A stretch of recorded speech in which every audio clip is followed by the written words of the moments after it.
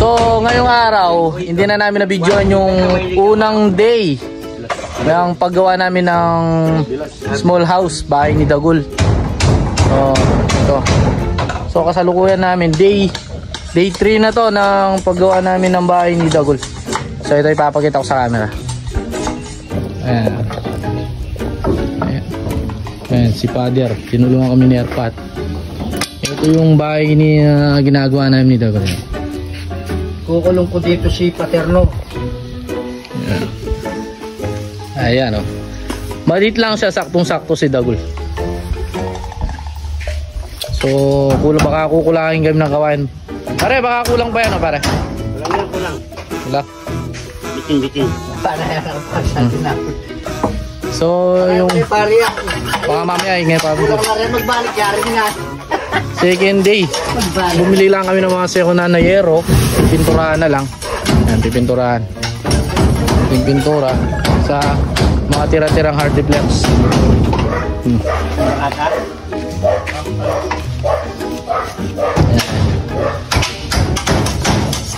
Shoutout pala sa RTDS Network. O yun. Hingin muna ng konti. Ayan. So, yan ang bahay ni Dagul. Ilalagay namin siya dito. Dito namin siya ilalagay. Pre dyan no? Pre nilalagay saan? Dito na lang no? So dito kasi maganda ilagay. Tree house. Para i-style namin siyang tree house. Para sa vlog, meron siyang parang konting hagdanan na spiral. Para magandang tignan. Ano ba? May si tatay oh. Yung gumagawa.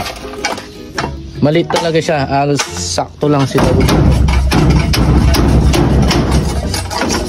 Yung mga bagong usong bahay ngayon, napaka-cute. Kasi kaya ginawa namin to para inaano lang namin sa vlog, dine-develop namin yung kasi marami pa kaming mga plano o ayusin pa dito sa hideout. Puro ano lang to, sponsor. Yung kawain na to, hindi namin alam kung sponsor, pinasok lang namin eh. Pare, kasalanan kasi ni Pare Sharon eh. O ako na sinisi mo? Pinasok namin yung kawayan dun sa may bahay-bahay. Yan. So ilalagay namin siya dito sa tabi ng Mang Kanor store, dito sa tabi ng tindahan ko. Then ilalagay siguro namin siya dito. Yan, baka tataas namin ng konti para makita-kita yung para sa Sabado. Kasi ngayon wala muna kaming vlog content. So dami namin kasing ginagawa, nasikaso namin tong bahay na to. Para kay Dagul kasi meron kaming mga guests. May mga guests kaming darating na vlogger. Kaya ayusin mo yan, Pot. Shoutout mo daw. Shoutout sa mga shoutout pala kay first ng yung Mang Kanor, Las Pogi. Kay Kuya Red TV, pag-shoutout. Ayun ba, binigyan pa kami ni merienda ni Panchan dyan. Pare, shoutout pare. Okay. Ayan, sponsor. Binigyan kami ng pakuha habang nagtatrabaho kami. Tropa namin, kaibigan namin dito, kapitbahay.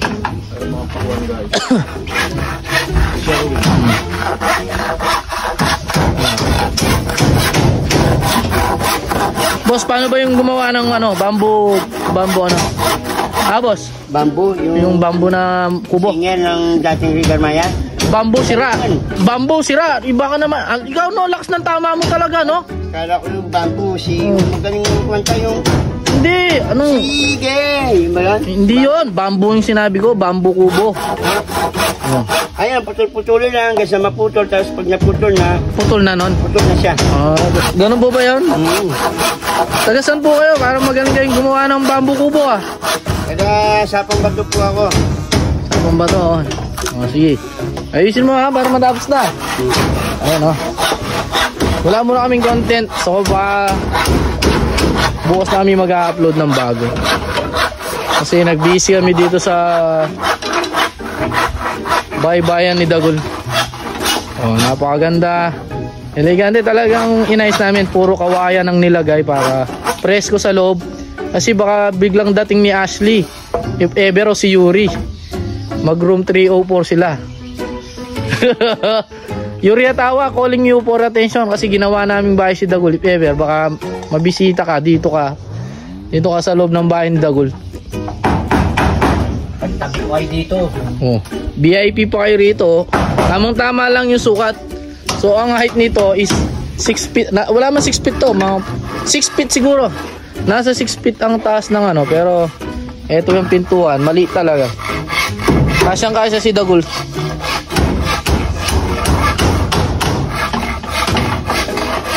Alright, i-update ko kayo sa baka bukas, tapos na to, pang 4 days. Tapos isasabit na namin. Okay, good luck. Yan. So nasa 75% na kami. So bukas niyan isasampa na namin. Ito yung 75%. Ayan.